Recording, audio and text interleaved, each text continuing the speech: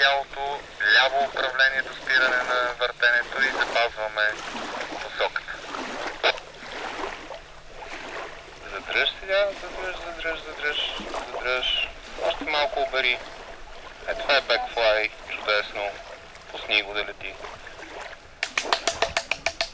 Управи краватчето от гатата. Още веднъж и можеш, вече знаеш точката къде е, закарваш там.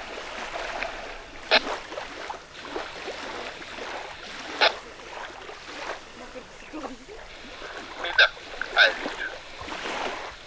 Тръгваме, ускоряваме, като за спирала изчакваме камерите да погледнат. На бекфлай, точката на бекфлай. Чудесно. Айде, пусни го да лети. Пусни го. Излекувахме ли страха?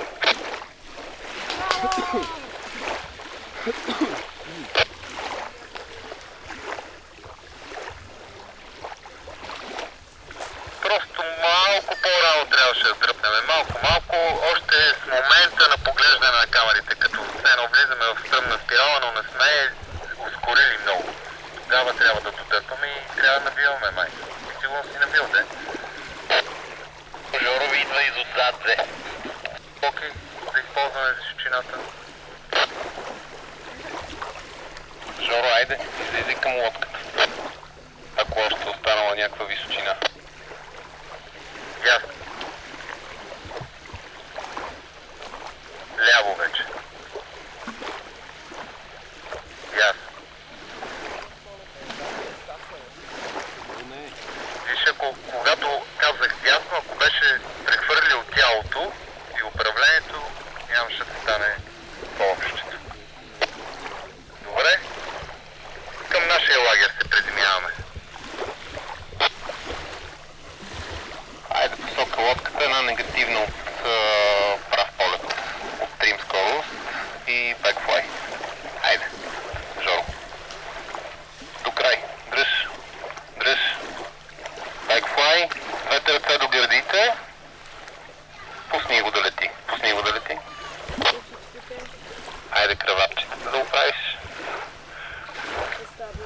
Стабило вървите. И посока сушата да се завъртиш с тяло. Стабило вървите. Можеш с тази кола на колапс.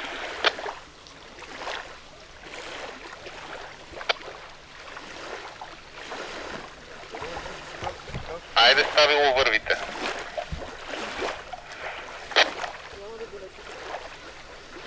Стабило вървите. Намери ги. Маркирани са в червено. Оп, ето. Айде и другата.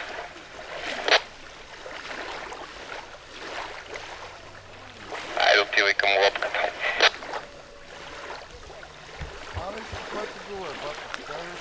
То това ще стане сега. Айде една негативна накрая.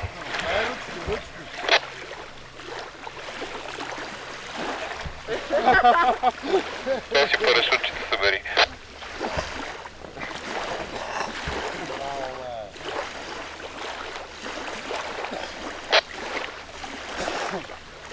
Първо човек, добре ли е контейнер?